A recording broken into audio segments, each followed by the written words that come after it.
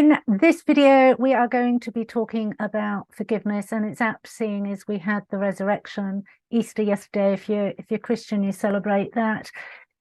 If you're not, and you have another religion, then you will have very similar stories within your religious texts that talk about the death and rebirth process. If you don't subscribe to any given religion, that's absolutely fine. This video is not going to be affiliated to religion, but I'm going to use the stories because it does fit in and it does give a lot of solace to people. So forgiveness,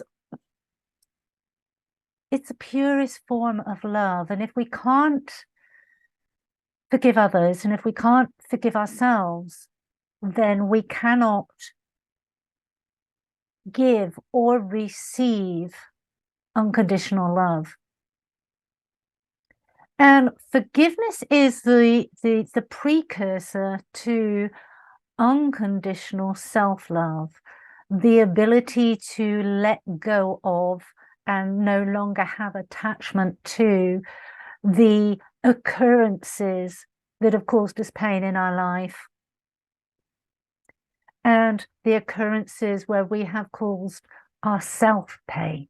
And so without further ado, let's get into it.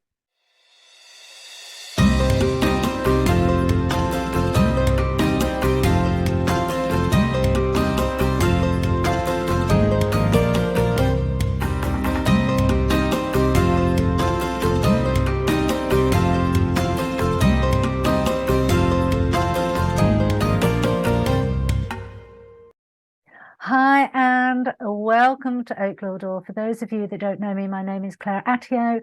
For those that are returning subscribers, thank you, thank you, thank you. Your subscription is just sublime and truly, truly appreciated. So forgiveness, it seems such an easy word. And so many times I have said to people, you need to apply the forgiveness. Forgiveness, we know from old, is an energy healer. I can actually tell whether somebody is holding on to resentment and has not forgiven, because they will have arthritis somewhere in their body. They will suffer arthritis. It is one of the most common. There are other manifestations. There are other ways that these energies that sit and fester in our body actually manifest into physical reality and ill health.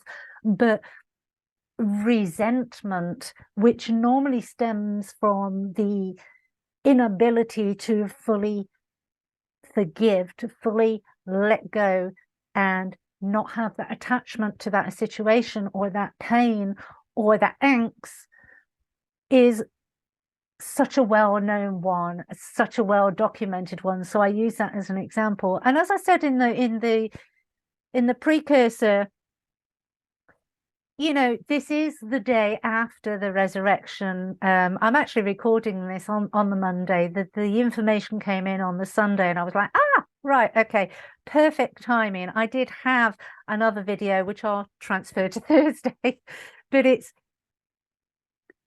was interesting for it to come in. The messages are coming in. Now, I would not label myself a Christian, but I do believe in God, and I do read the scriptures, and I read the scriptures of the Bible, and I do read the scriptures from the Quran, and I do read scriptures from other places. The one thing I want to the one thing that I want to say straight off the bat is spirituality and religion can mix. It will, I would say it can mix, and it should mix. What if your religion, and I've said this before, if your religion brings you closer to God, then you continue it. It's all about the connection. It's about our connection. I think where religion has come unstuck is not the religion itself, but the people that have actually been teaching the religion. You can, it's in the interpretation of, and then the energy that is behind that. Has religion created monumental catastrophe globally over the generations, over the decades, since the recording of time? Absolutely. But it's not the religion itself, it's the people subscribing to the religion and the way that they absolutely interpret it. And it's the same with spirituality. I mean, I know when I first started on my spiritual journey, with everybody was saying, kill the ego, kill the ego. And I'm kind of sat there and thinking, why would you actually do that? That's what gives you your individuality. That's what is your spark of uniqueness. Time has changed that, but this is where we need to be using that discernment. This is where we need to be using our own intellect and listen to our own intuition. And this is very much about, takes us back to the teachings of Christ, the teachings of Jesus, because he was actually saying, okay, this is absolutely fine. These are what the scriptures say, but how do you interpret them? What do they mean for you? Let's not just be blind followers. Let's connect directly with the divine and understand what it means for us. Let's do no harm unto others, but let's also not do harm unto ourselves, because when we blindly follow, we're not being our true, authentic selves. That said, going back to the forgiveness, Jesus died on the cross to show us the power and the potential that is held within forgiveness. Forgiveness of others and forgiveness of ourselves. Now, forgiveness of ourselves can be, some people can find it easier, some people can find it harder. Forgiveness for self, I'm a Scorpion, and so I can be a little bit hard on myself. Hands up, still working on that one. I've got a lot better. I've got a lot better because I've really integrated the understanding that that was who I was then, with the knowledge I had then, and with the programs that I was using then. And I am not that person anymore.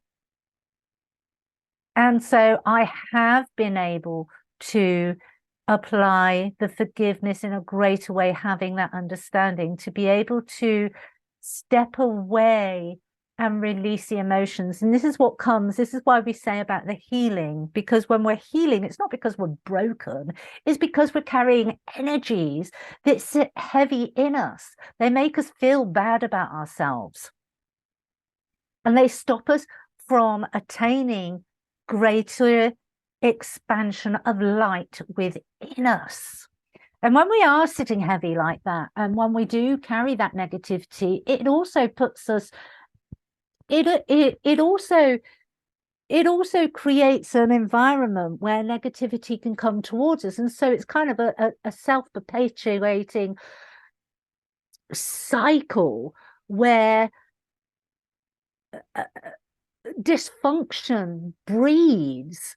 And this is why personal development, spirituality and spirit, I'll get my words out. This is where personal development and spirituality go hand in hand, because we grow, we develop, we learn, we expand our consciousness, we expand our own base knowledge. And with that, we expand the amount of light within us. And with that, we then expand our levels of consciousness. And so it's a progression. It's like a big balloon blowing up, but we've got to blow that balloon up first of all. Got to blow life into that balloon, blow air into that balloon. But if that balloon is chocker with all sorts of other muck and gunk, and that's where the healing lies, cleaning that out, clearing that out, removing those beliefs and those patterns and those programs that were given to us, that we have brought through from past lives, our soul knowledge, because very often, especially those of us that are living now, that are kind of 30 upwards. It is happening for the younger ones, but I think the younger generations, not because they're younger, I don't dismiss them because they're younger, but their soul growth and their soul patterns, what I have been observant of is that they're more savvy. Yeah, okay, I know. I know some of you will go, are they really? Maybe not so much on the earthly common sense realm. You do wonder, but again, is that the patterning? Is that society? Because society does kind of mother them a little bit and doesn't give them the freedom to start really kind of feeling their feet and stepping into adulthood with common sense. It's a very much a nanny society globally now. But from a spiritual aspect, their lessons are different, let's put it that way. Their lessons and their karmic cycles appear to me to be very different from what ours are of that 30 plus upwards on the spiritual journey. We have a lot of karmic clearing that we came here to do from our own soul selves, for that soul self growth, and for our ancestors. And within that, there is a great need for forgiveness. And a lot of people, I've had this conversation many times, and I've had it in my own family, because I have actually said many times in my family, just let it go, just apply the forgiveness. You can either sit there in the pain and you can keep playing it over and over and over like an old record, which basically the person that you're off with has absolutely no idea that you are going over and over and over and over and over 10 years later, still playing it out, playing it out, playing it out, playing it out. Or you can apply the forgiveness. You can let it go and go, well, that was them and this was me, and this is what I took from that, and hopefully this is what they took from that, but I have no attachment to it. What's the lessons? What's the gems for me? Okay, let me take those, let me move forward, and let me respond to a similar situation now or in the future in a very different way. And I've kind of said this many times, especially in family. You need to let go of that. You need to forgive that. He's like, I have. And I sit there, and just that response lets me know that the whole incident is still emotionally charged. And if it's still emotionally charged, there's still an attachment. And if there's still an attachment, there hasn't been the forgiveness. It's not been let go of. And so the forgiveness, okay, you may say it, but you're not actually doing it. And it's the doing it that is the hardest part, because when we do apply forgiveness fully, completely, unconditionally, we don't forget the situation. We may even talk about the situation to use it in an analogy, or in, it's part of our memory bank. And so if we've had a situation where we have learned a lot, a very difficult situation, a very traumatic situation, but we have learned a lot, then I believe we shouldn't forget it. But when we retell that story, we are not retelling it from a place of it being emotionally charged. It's just a story. The book has been read, it's been closed, and occasionally we go back and we grab the book and we kind of flip through the pages and we take a chapter or we take a verse and we use it to help ourselves or to help others. There is no emotional charge within it.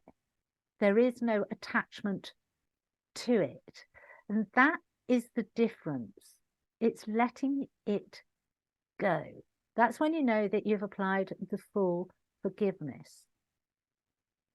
And forgiveness is really, really important because, as I said right in the beginning of this video, if we are unable to forgive others and ourselves, we are unable to give and receive unconditional love, which is where we are working towards, where we want to go. That is where the higher levels of Christ consciousness are, and that is where humanity is going, and that is the preset of the new era.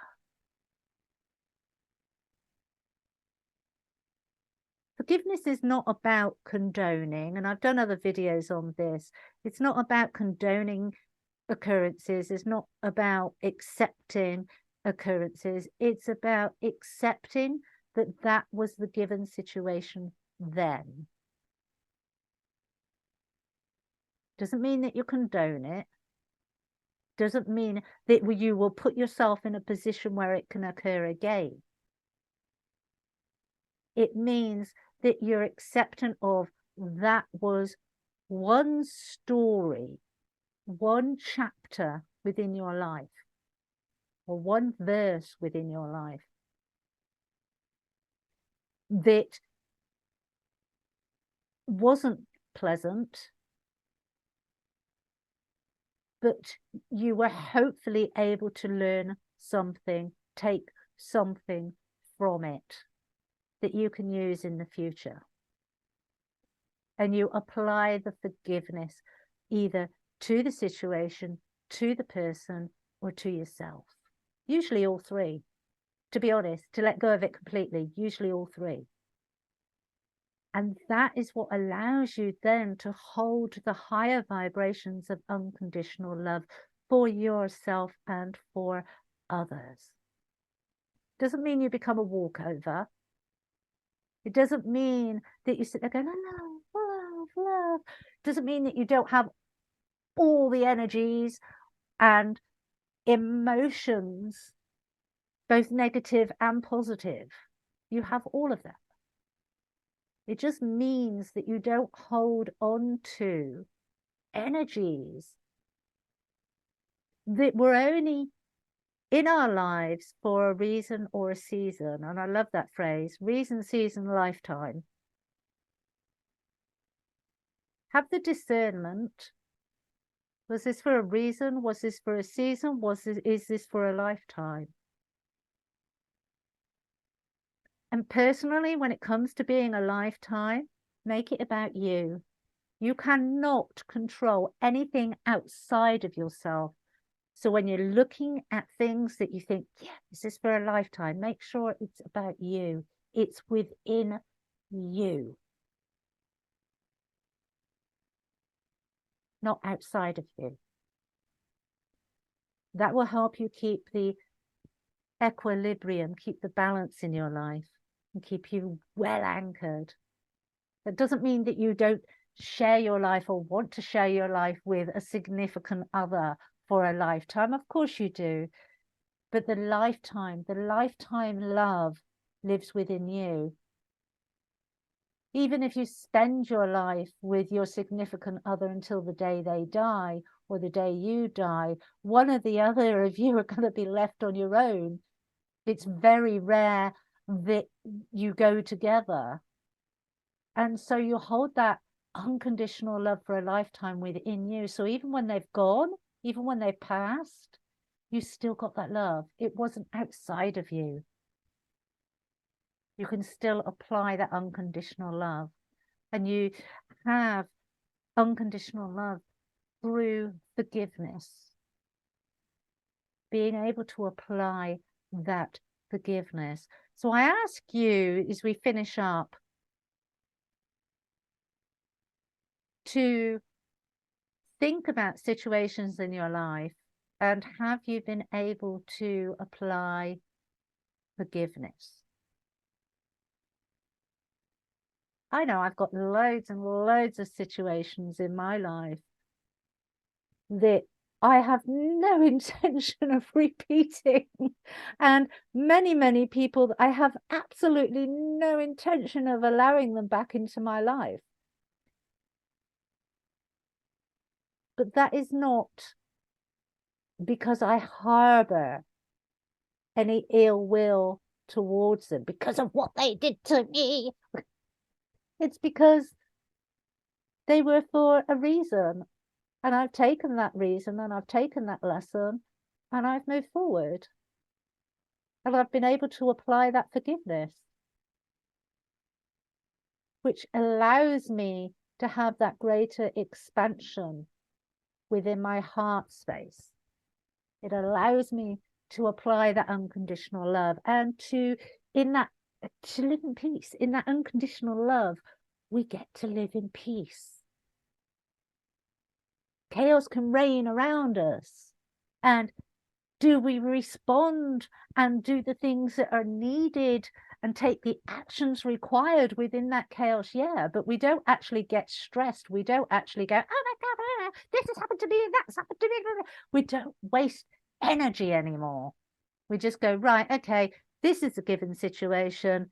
What needs doing? Let's do it. But when we get to take a breath, we don't start spinning plates in our head and going, we take a breath and we just reside in that peace. That is priceless. That there is abundance.